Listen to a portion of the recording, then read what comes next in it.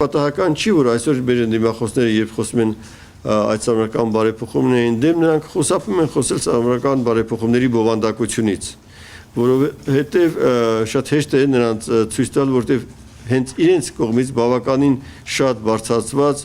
միգուցե նաև անհարկի բարձրացված հարցեր, այսօր այդ նախագծում, որը արդեն ընդունվել ազգային ժողովի կողմից, բացարձակ իրենց լուծումները ստացել են։ Մենք պետք է արձանագրենք կարևորագույն մի փաստ։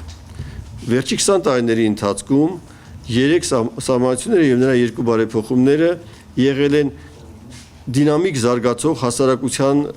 պահանջները բավարարող սահմանական նորմեր, նրանցից յուրաքանչյուրը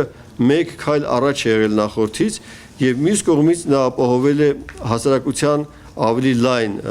ներգրավվածությունը կառավարման առումով, ապահովելով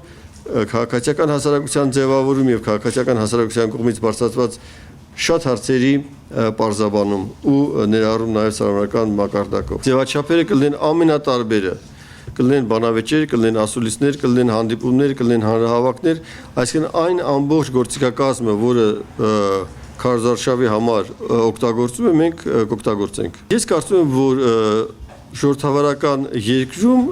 չի լինում որևէ քաղաքական գործընթաց, որը չի ունենում իր ընդդիմությունը։ Ես ասացի, որ շատ մեծ կոնսոլիդացիա էր ազգային ժողովի դահլիճում եւ իսկապես հենց այդպես էր, բայց մենք այնտեղ էլ ունեցանք падգամավորներ, որոնք կողմ չեն այս բարեփոխումներին։ Ես կարծում եմ դա չափազանց բնական է եւ հասարակության մեջ էլ կլինեն մարդիկ, որոնք այս կամ այն պատճառով կողմ չեն լինի այս բարեփոխումներին։ Դա օրինաչափ է։ Ովքեր որ մասնակցել են քննարկումներին, որոնք տեղի ունեցան մեր պետական համալսարանի դահլիճում Վենետիկի հանձնաժողովի ներկայացուցիչների հետ եւ դրանից նաեւ խորհրդարանում խորհրդարանական լսումների ժամանակ նախնական քննարկումների ժամանակ ընդդիմադիր խմբակցություններից մեկի ղեկավարը ասում էր, որ իր կողմից ամենահիմնական խնդիրը, որը իրեն ստիպում է դեմ խոսել այս բարեփոխումներին, կայանում է նրանում, որ ազգային ժողովի նախագահը ունի չափազանց մեծ լիազորություն վարչապետի առաջադրման հարցում։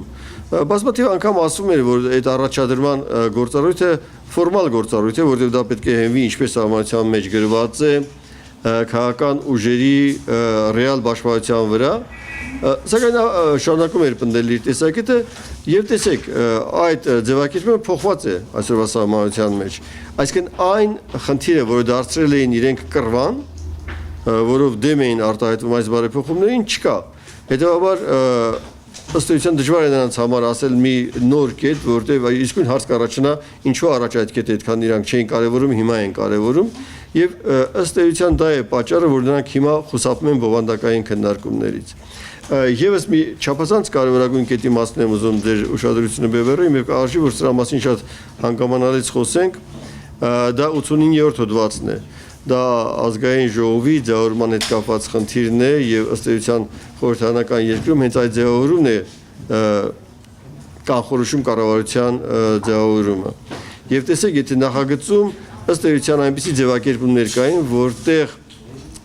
ընտրությունների երկրորդ փուլը դարձնում էին օրինաչափ, ինչու օրինաչափ, որտեղ մենք անցել ենք մի համակարգի եւ սահմանության մեջ դա արձանագրված է, որ խորհրդարանական ընտրությունները պետք է լինեն միայն համամասնական ընտրակարգով, իսկ մեր փորձը ցույց է տալիս, որ համամասնական ընտրակարգով երբևէ Հայաստանում որևէ մի քաղաքական ուժ մեծամասնության չի ասել։ Եվ ակնհայտ է, որ ժողովրդավարացման ճանապարհին եւ այն իրավիճակում, որը գտնում է մեր երկրում, դժվար է ակնկալել, որ համամասնական ձևով որևէ քաղաքական ուժ կարող է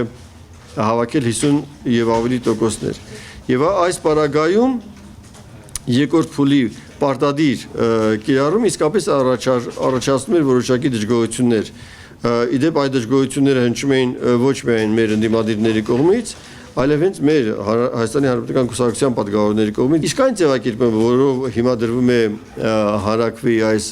կետը, չափազանց հստակ է եւ այստեղ արձանագրվում է, որ առաջի փուլի արդյունքում, եթե չի ձևավորվում խորհրդարանական կայուն մեծամասնություն, ապա տեղի ունենում կոնսուլտացիաներ շեմը հաղթարած քաղաքական ուժերի միջև եւ եթե այդ շեմը հաղթարած քաղաքական ուժերը չեն կարողանում գան համաձայնության, չեն ձևավորում մեծամասնություն, նոր այդ պարագայում կարող է դրական օրենսգրքով սահմանվել երկրորդ փուլ։ Ինչու է այս ձևակերպումը չափազանց կարևոր։ Տեսեք, նախ եթե քաղաքական մեծամասնություն, այսինքն այն ուժը, որը հավաքել է, ենթադրենք 40 կամ 45 կամ 35%, ինքը ուզում է մոնոպոլիզացնել քաղաքական իշխանությունը եւ միայն ինքը դառնալ առանց այդ իշխանությունը կիսելու ուրիշ քաղաքական ուժերը, կարող է կանգնել բավականին ծանր իրավիճակի առաջ, որտեղ մյուս քաղաքական ուժերը, որոնք առաջինը չեն, երկրորդ, երրորդն են, կարող են միավորվել եւ իրենք հենց առաջի փուլի արդյունքում ստեղծեն մեծամասնություն խորհրդարանում, դուրս թողելով այդ մեծամասնությունից առաջին ամենամեծ տոկոսներ հավաքված քաղաքական ուժին, սա չափազանց կարևոր է եւ կարևոր է, որ մեր հասարակությունը իմանա այդ մասին, որ այլևս այնպես չի, որ անպայման առաջին տեղը գրաված քաղաքական ուժը պետք է իշխանության մեջ լինի։ Ոչ, եթե նա չի կարողանում նորմալ քաղաքակիրթ ձևով կոմպրոմիսների գնալ, այլ պնդում է իրենը եւ անընդունելի պայմաններ է առաջարկում այլ կուսակցությունների համար, ապա ինքը կարող է հայտնվել փոքրամասնության մեջ։ Եվ բացի դրանից, եթե նույնիսկ այդ մյուս քաղաքական ուժերը իրենց ներքին խնդիրների արդյունքում չեն կարողանում հավաքեն 50%, ապա նրանք կարող են նոր միավորումներով գնալ երկրորդ փուլ։ Ինչու եմ այս ամեն ինչի մասին այսքան մանրամասն ասում։ Այս բոլորը բերում է նրան, որ երկրորդ փուլի արկայությունը դառնում է գործնականում քիչ հավանական եւ այս իմ կողմից նշված մեխանիզմը բերելու է նրան, որ պարտադրի քաղաքական կոմպրոմիսների մշակույթի արմատավորմանը, իրական կոմպրոմիսների մշակույթի արմատավորմանը մեր երկրում։